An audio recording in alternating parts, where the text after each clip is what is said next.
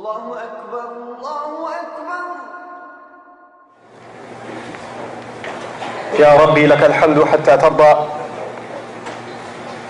ولك الحمد إذا ما رضيت، ولك الحمد بعد الرضاء، ولك الحمد أبدا أبدا أبدا.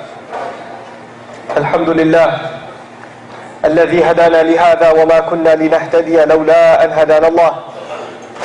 والحمد لله الذي لم يتخذ ولدا ولم يكن له شريك في الملك ولم يكن له ولي من الذل وكبره تكبيرا.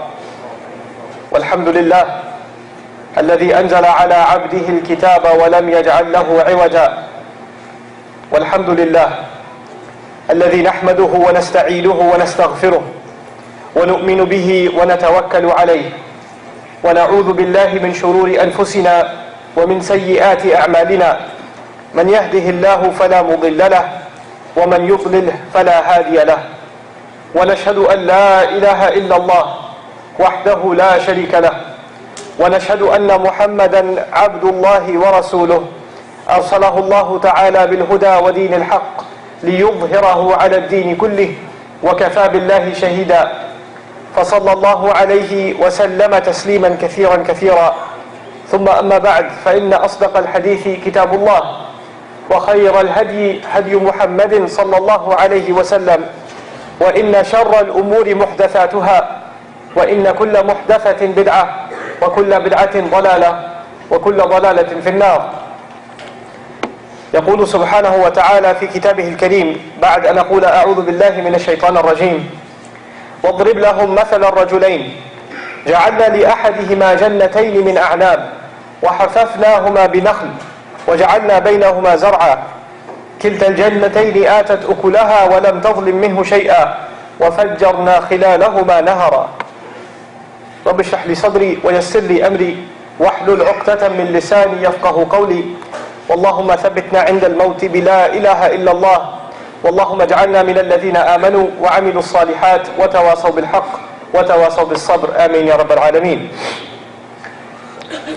I was very conflicted about what to share in this khutbah with you today, but I decided that I would focus my attention on one particular passage from Surah Kahf, and I'd like to start by expressing my appreciation and my just pleasant surprise at meeting this community for the first time. I've been traveling across the country for some time now, alhamdulillah, but this is the first time I've been to Wisconsin and obviously this city also. May Allah Azza wa Jal bless this community and the efforts that are being made in this community. So, what I wanted to share with you is some reminder for myself and for all of you from Surah Kahf, the surah we're supposed to recite every Friday. And before I start talking a little bit about these ayat, I want to share with you an observation that I've been sort of on the side been making about our community and communities across the world in general. A sociological fact that there are lots and lots of families in the world, it doesn't even matter if they're Muslim or not, but they push their children to be successful. This idea of wanting your children to be successful is very common. It doesn't matter if you're a Hindu family or a Buddhist family or you're a Western European family or an American family or Arab family, it doesn't matter. We want our children to be successful. And we define that success in very specific or very similar ways. So for instance, in Chinese culture, you're considered successful at the point where your children are, they've obtained a high degree in education, they've obtained a career, they own a property, they own some patch of real estate, and they've made it, they've paid those things off, and now they're considered successful. And they work and they work and they work towards those things. And actually, in some aspects of that culture, families compete with each other, and the parents, they get together and they share notes on their kids. Well, my kid already finished law school, and my kid is in the middle of med school, but he'll finish soon, and he's already bought this and he's already bought that. So actually, they compare with each other, and when they find out one of the sons in the community has gone further, they all humiliate their own children, saying, why can't you be more like him? But one thing I realized, that's not just Chinese culture. That's Muslim culture too now. Across the border and across ethnicities and cultures, we push our children to be successful. We look at other families and their kids and what they've attained and what schools they went to and what degrees they got and where they bought a house and how lavish their wedding was, and we want ours to be the same way. We're in this competition all the time. We're almost in this competition. And actually, the more you don't really look at your child or your success even as a person yourself, you don't even all the time look at your own success looking at what's good for you or not. You're always comparing yourself to somebody else. You're constantly comparing, well, they did this, and somebody else did that. And that was put into many of us by our parents themselves, who used to put us and our siblings in competition. They used to tell you when you were little, why can't you be more like your brother? He did all of these things, and how come you can't do that? So if one of you, if you have a brother who went to med school, well, your qadr has been written, right? So, because if you went to med school, your parents are going to say, well, your brother did it, what's wrong with you? Why can't you go? It doesn't matter what you were created for, now you've been created for med school. One of my friends told me, and one of the scholars I respect a lot told me, the great minds of Western society, people like, even in film, for example, Steven Spielberg. If Steven Spielberg was a Muslim, he'd probably be a doctor, he wouldn't be a producer, right? Because we have certain definitions of success when we push our generations in that direction. I wanted to share this passage with you, because in this passage, Allah Azza wa Jalla talks about two Muslims that are neighbors to each other. One of them is pretty wealthy. And the indication that he's so wealthy is that Allah Azza wa Jalla makes it a point to mention his assets. Now think about that. Allah dedicated ayat of the Quran to describe the assets, the things that this guy owns. That's a pretty big deal that Allah Azza wa Jalla would do that. But I told you there's two people, right? So if you describe the assets of one, then you should expect that the assets, the ownership, the property of the other should be described also. But what you very interestingly find is Allah Azza wa Jalla dedicates two ayat describing this person's assets. The first farmer, gardener, his assets. But the other guy is so negligible in what he owns, Allah doesn't even mention it. What he owns isn't even brought up. So it goes without saying, he's not doing that well financially. Times have hit him tough. And this conversation happens between this very wealthy, I'm telling you again, Muslim, and another Muslim. These two Muslims are having a conversation. And this conversation is recorded. So let's take a peek inside this dialogue that happens, and how I wanted to share with you this is a living conversation. There's not just a conversation that happened many thousands of years ago, and Allah Azza wa Jalla gave us a glimpse of it. This conversation happens every day between people like you and me. So Allah Azza wa Jalla says, وَضْرِبْ لَهُمْ مَثَلَ الرَّجُلَيْنِ. Give them the example of, strike the example for them of the two men. جَعَلْنَا لِأَحَدِهِمَا جَنَّتَيْنِ مِنْ أَعْنَابٍ. For one of those two men, we gave him two gardens. So one of this guy doesn't even have one property, he has two properties of grapevines. مِنْ أَعْنَابٍ. I used to live in Long Island at some part of my life in New York. And some of the most expensive real estate on Long Island is the vineyards, all the way out east, by the water almost. And these are some of the most expensive real estate even in the country. Vineyards are not cheap. They're expensive to maintain. They're not like any other crop. You have to take a lot of care of them. They're very delicate plants. They can't even stand on their own. You have to put sticks in the ground, and they wrap themselves around the sticks, the trellises, they wrap themselves around. So they don't manage themselves. You know how some plants, they grow on their own, and they can stand on their own, and you don't have to take care of them? These are very delicate plants. They require constant care. And if they require constant care, you need a lot of employees, don't you? You can't just go around in a massive giant farm taking care of every single plant yourself. You have to hire people to do that. So the guy that owns two farms, it kind of goes without saying that he probably had a lot of employees. He had manpower behind him, and Allah Azza wa Jalla described it as such. So he says, جَنَّتَيْنِ مِنْ أَعْنَابٍ وَنَخِيلٍ. And Allah Azza wa Jalla says, so he has gardens of grapevines and of palm. And he goes further to say, وَحَفَفْنَهُمَا بِنَخْلٍ. It's not nakhil, but وَحَفَفْنَهُمَا بِنَخْلٍ. We fortified his gardens with palm trees. Now this is very interesting. I want you to imagine this picture. There's grapevines, these really delicate plants in the middle, a huge field of them. And all around there are palm trees. Like the fence is not a wooden fence, it's a fence of trees. And that's important because if the wind blows, these plants can get damaged. So his idea of protecting these plants is to put these gigantic palm trees all around, and that's his security system. So when the wind hits, it hits the trees first. It doesn't hit the plants first. So not only does he have a very good investment, he's got a very good security system too. And obviously the palm trees themselves are producers of wealth for him. So he's got money on top of money on top of money. وَحَفَفْنَهُمَا بِنَخْلٍ. But additionally, what do you need? You need other kinds of crop too. وَجَعَلْنَا بَيْنَهُمَا. Actually, before I go there, Allah Azza wa Jalla says, وَجَعَلْنَا بَيْنَهُمَا زَرْعًا. And between the two of them, there were also additional farmland. So this is just two of the things he has that Allah highlights. The more exotic assets, he has even more. كِلْتَ الْجَنَّتَيْنِ آتَتْ أُكُلَهَا.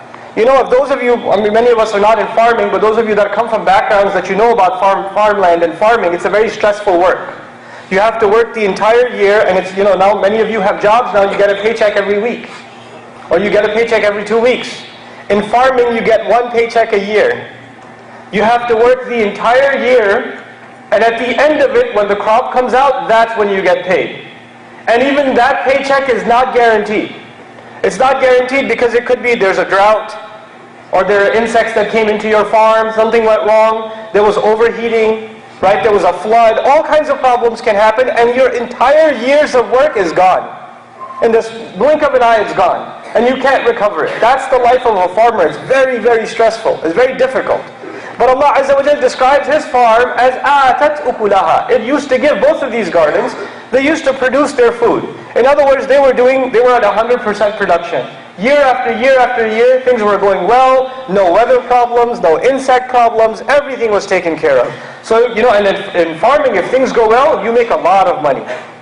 You know, you make a lot of money. So he was doing very, very, very well. And so Allah is still describing the first neighbor.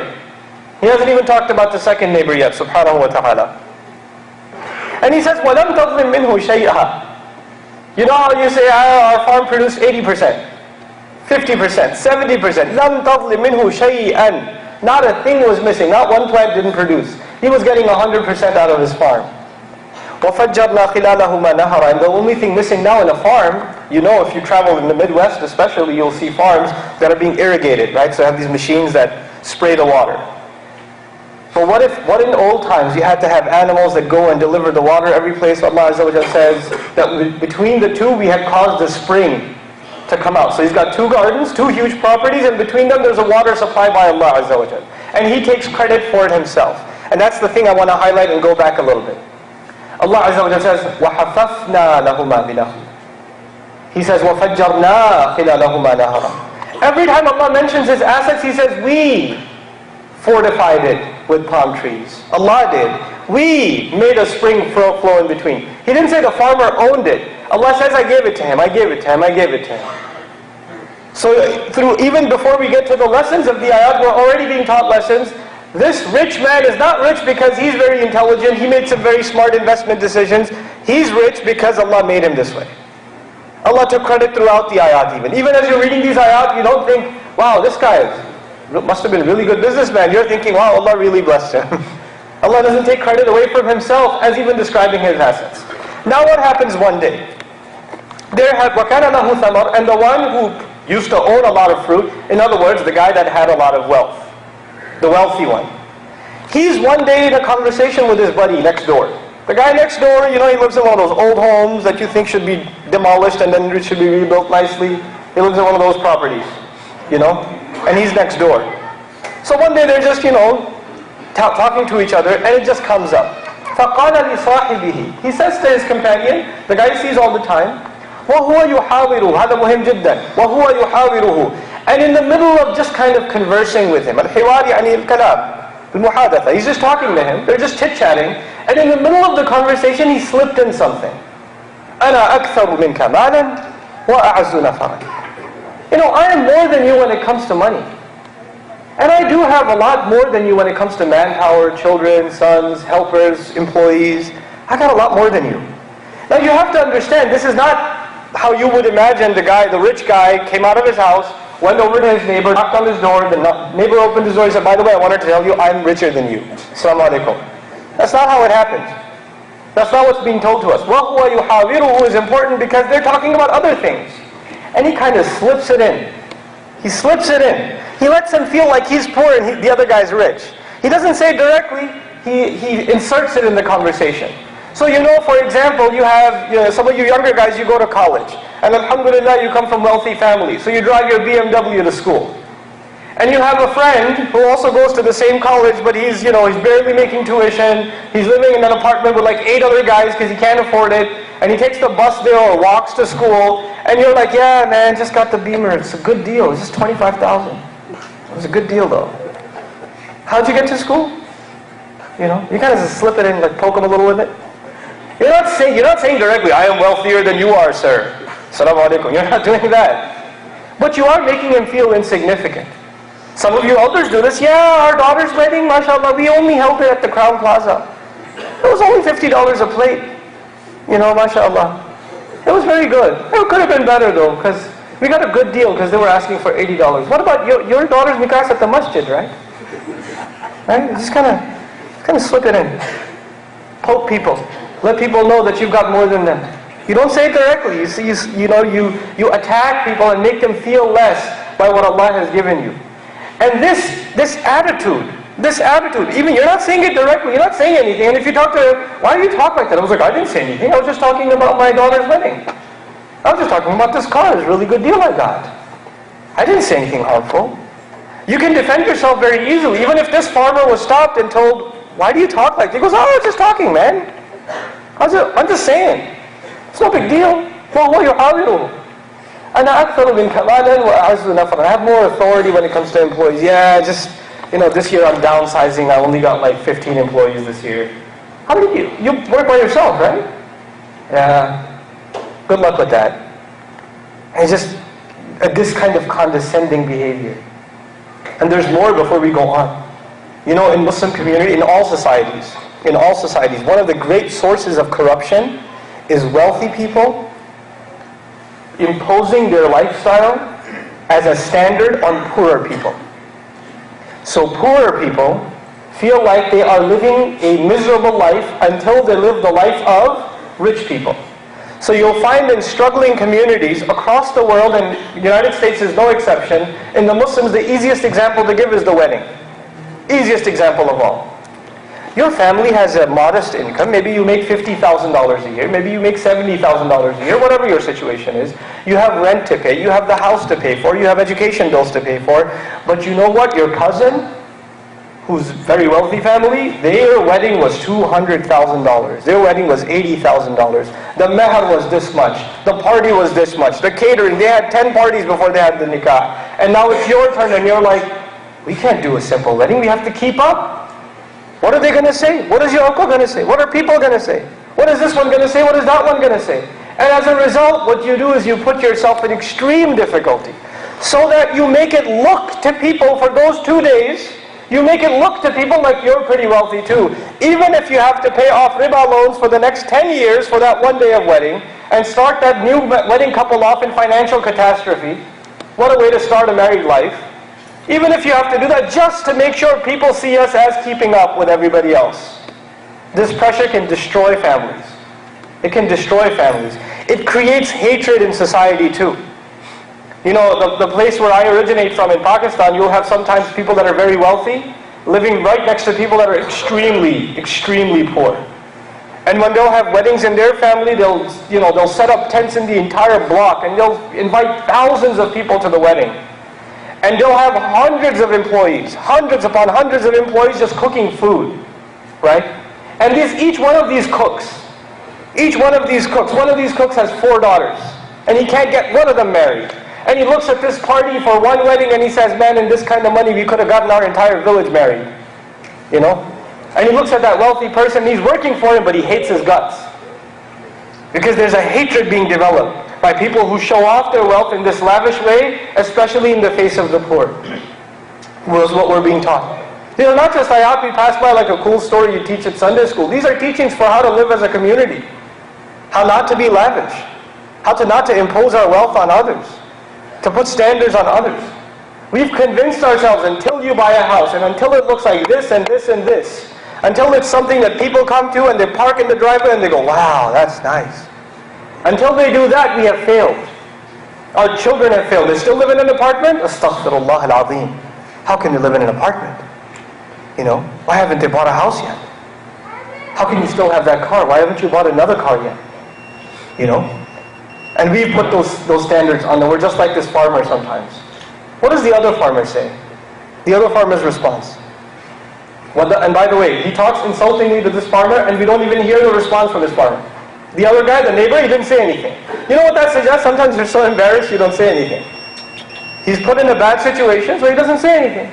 Now the rich guy goes back into his house. He was just visiting his neighbor. Now he goes back to his mansion, his great farm. وَدَخَلَ جَنَّتَهُ وَهُوَ ظَالِمٌ لِنَفْسِهِ. And he enters his garden and he's wronging himself. By the way, what's beautiful is in the previous ayah he had wronged his neighbor. He was mean to his neighbor, wasn't he? ولكن الله عز وجل لم يقل وظلم وهو ظالم لصاحبه لا وهو ظالم لنفسه. He wronged himself. He was only harming himself by these kinds of words. He was blinding himself from reality. He forgot that the one who made him rich in the beginning of these ayat, as Allah described, wasn't him, it was Allah. Allah had made him rich. It wasn't him. And he goes inside and he says this in something, a very interesting confusion that many Muslims suffer from. And it's not just Muslims, many Christians suffer from it. But we too, it's surprising that Muslims suffer from it, and we're people of Quran. We're people of the teachings of Muhammad Rasulullah sallallahu alayhi wa sallam. He says, مَا أَظُنُّ أَن تَبِيدَ هَذِهِ أَبَدًا. I don't think this stuff is ever going away. I think my business plan is pretty solid. I've made some very smart investments. I've put the security system in place. The employees are just where they need to be. The financial projections I've made for the next 10 years, this isn't going anywhere. I've got a stable situation. I don't think this is going anywhere. And then he adds, this is from what he can see, he doesn't think it's going anywhere. But then he adds, وَمَا أَظُنُّ السَّاعَةَ قَائِمًا. And yeah, Day of Judgment, I don't know. I don't even know what's really going to happen. Allah probably just said those things to scare us.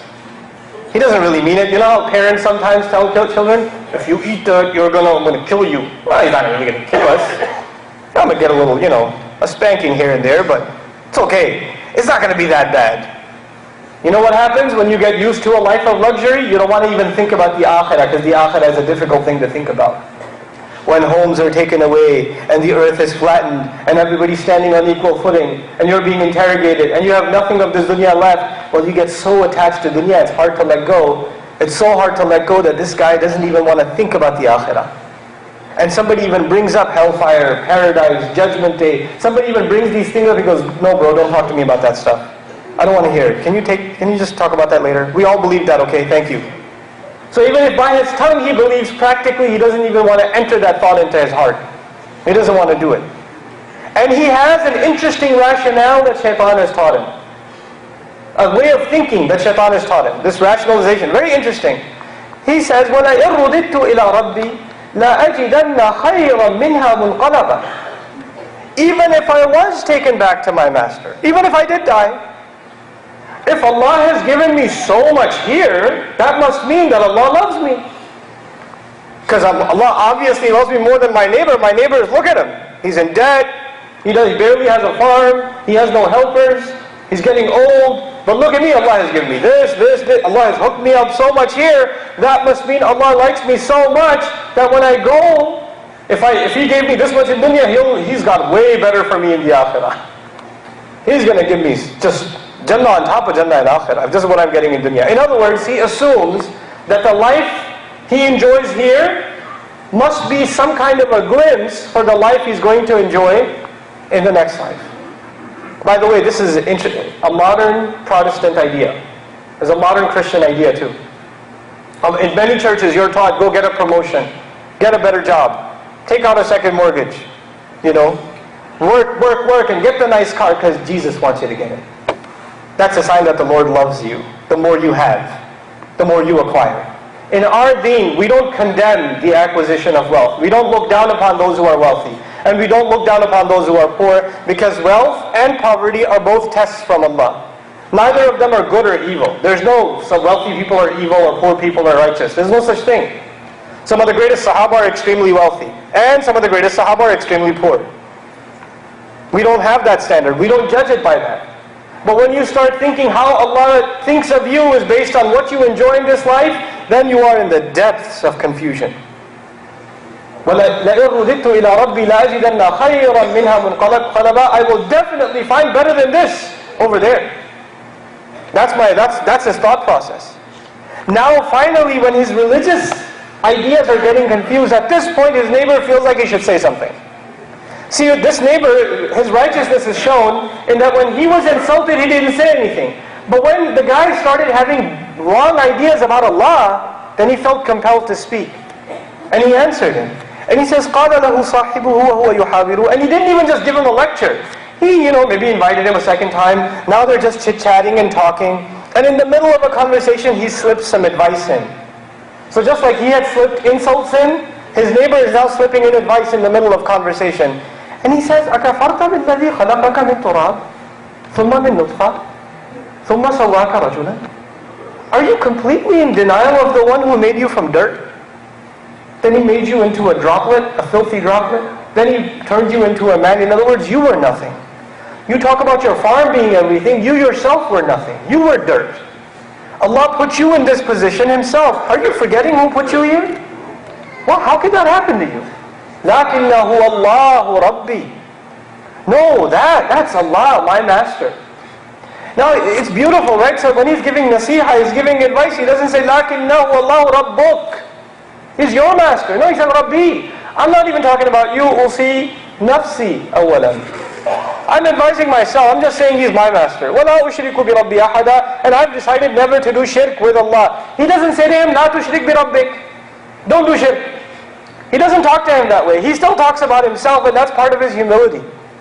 He's just showing by example. I can't do shirk. I can't say that whatever I have is because of this, or my akhirah is guaranteed. I think that's like shirk. I would never do shirk.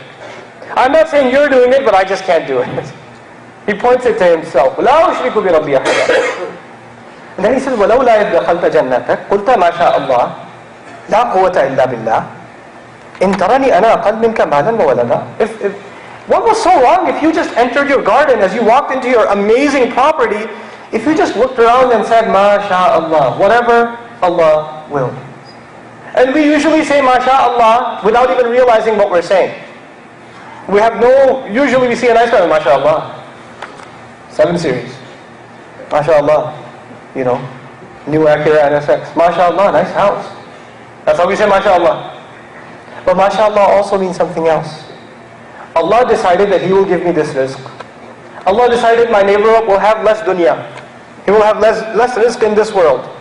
That's all according to Allah's plan. I know that Allah makes His plans. That's not up to me, that's up to Allah Azza wa Jal. I can't take credit for what's going on here. This is by the will of Allah. This is whatever Allah wants. And when you say whatever Allah wants, you recognize that nothing here is permanent if Allah doesn't want it to be. You cannot make guarantees, لَن تَبِيدَ هَذِهِ أَبَدًا. This will never go away because it's not up to you, it's up to the will of Allah. Why couldn't you talk like that? Why couldn't you humble yourself? قُلْتَ مَا شَاءَ اللَّهُ لَا قُوَّةَ إِلَّا بِاللَّهِ. There's no force, there's no power at all except in Allah's hands, in the possession of Allah. إِن تَرَنِي أَنَا أَقَلُّ مِنْكَ مَالًا وَوَلَدًا. If in fact you did see that I am less, and I am, I'm not saying I'm not, I have less than you, I agree. I have less manpower than you, I don't have sons like you do. I don't have any support. I don't deny that, but I'm saying if you saw that, you should have said that's what Allah wills. Some people He gives sons, some people He doesn't give sons. Some people He gives wealth, other people He doesn't give wealth. How many people in our audience today, subhanAllah, they're unemployed, they're looking for work, and they have good resumes, they have experience, they have good qualifications, and they're applying, and they're maybe barely even getting a call for an interview, and they can't find a job. And then there are people who are not even half the qualifications you have.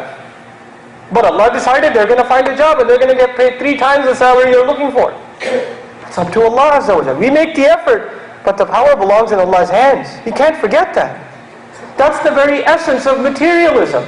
Materialism means we put our trust in things. We put our trust in things like our resume, or the money in the bank, the property, each other. Our real trust has to be with Allah Azza wa Jal.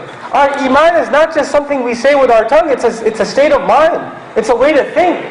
That's what we're being taught here in these ayat. And so as I reach my conclusion, I want to share with you, he gave him advice and said, you better watch it. It might be just to teach you a lesson. فَعَسَىٰ رَبِّي أَنْ يُؤْتِيَنِي خَيْرًا مِنْ جَنَّتِكَ. It's very possible for my master to give you a garden like yours. Allah could make me wealthy too. أَوْ يُرْسِلَ عَلَيْهَا حُسْبَانًا مِنَ السَّمَاءِ فَتُصْبِحَ سَعِيدًا زَلَقًا. Or it could be that Allah sends some kind of timely destruction from the sky, and He will completely eliminate your garden. There will be nothing left. أَوْ يُصْبِحَ مَاؤُهَا غَوْرًا فَلَنْ تَسْتَطِيعَ لَهُ طَلَبًا. Or the water of it is going to sink in. Remember He had a river going in between? It could be the river could sink in, and you won't even be able to dig it and find it. You won't even be able to ask for it. You won't know where it went. That could happen too. Watch out. Don't mess with Allah Azza wa Jal. Be grateful for what you have. And what happens in the very next ayah? When Allah hears the word of a believer, especially the dua of the mazloom, it's not even dua, it's just asa, it might happen. But Allah Azza wa Jal hears it and He says, وَأُحِيطَ بِثَمَرِهِ, and his farm was surrounded. Meaning surrounded by the punishment of Allah. His fruit was surrounded. فَأَصْبَحَ يُقَلِّبُ كَفَّيْهِ عَلَى مَا أَنْفَقَ فِيهَا. He was just left standing there, turning his hands like this, looking at his investment. Oh my God, what's happened here? He's just standing outside, going crazy. He doesn't even know what to do. His hands are just... You ever seen people that are really stressed out? They don't know what to do with their hands? They're having their hands like this, they're putting them behind their back. يُقَلِّبُ كَفَّيْهِ عَلَى مَا أَنْفَقَ فِيهَا. And then the most incredible thing, وَهِيَ خَاوِيَةٌ عَلَى عُرُوشِهَا. The urush in the Arabic language are remember I told you the delicate sticks you put in the ground to keep the plants up? Allah says that the garden was turned over on its sticks. In other words, those palm trees that are supposed to protect those plants, Allah made those palm trees fall on the very things that they're supposed to protect. His security system was His destruction system. That's what Allah's plan was. وَهِيَ خَاوِيَةٌ عَلَى عُرُوشِهَا. And all of this seems like a terrible thing that happened, right? But the ending of the story is beautiful. Because in this dunya, if you make tawbah, it's a good thing. If you have to lose all your wealth, but you gain Allah, that's a good gain. That's a good gain. You didn't lose. At the end of it all, he says, يَا لَيْتَنِي لَمْ أُشْرِكْ بِرَبِّي أَحَدًا. Oh, if only I hadn't done shirk. If only I hadn't associated with Allah my confidence in this material wealth. If only I hadn't become a materialist. In other words, he regrets his shirk. In other words, he comes back to the right way. And that is a gift from Allah. What am I trying to say to you? The Muslim world today, and all of us, Allah Azza wa Jalla has given us many blessings, and He has taken many things from us too. The Muslims enjoyed in their history as a whole times of glory. Times of glory, and it seems like we've been robbed of them. Maybe so we can just turn around and say, Ya laytani, lam ushrik bi rabbi ahada. Maybe we can make tawbah and go back to Allah Azza wa Jal too. And before Allah Azza wa Jal teaches you a lesson in a hard way, we had better read these warnings and know these are not just stories. This is a formula with which Allah Azza wa Jal teaches lessons. So we better make our tawbah and return back to Allah before it's too late. May Allah Azza wa Jal make us people that don't put their reliance in material goods. May Allah Azza wa Jal make us people that don't become arrogant and show off their wealth and make other people feel bad on account of what they own. May Allah Azza wa Jal make us a people of giving, of sadaqah, of infaq, of brotherhood, of ta'leef, of making hearts come together, not hearts being pulled apart. May Allah Azza wa Jal help us become those that keep family ties together and not allow them to separate at any cost. May Allah Azza wa Jal make us of those who look at the past as the past and join hands with their brothers and their sisters in this deen and understand that their bond of La ilaha illallah is stronger than any quarrel, any disagreement, any problem they've had in the past. This kalima, these words are stronger than any of our disagreements. May Allah Azza wa Jal make us one ummah once again. Barakallahu li wa lakum fil Qur'an al-Hakim wa nafa'ni wa iyyakum bil ayat wa dhikr al-Hakim.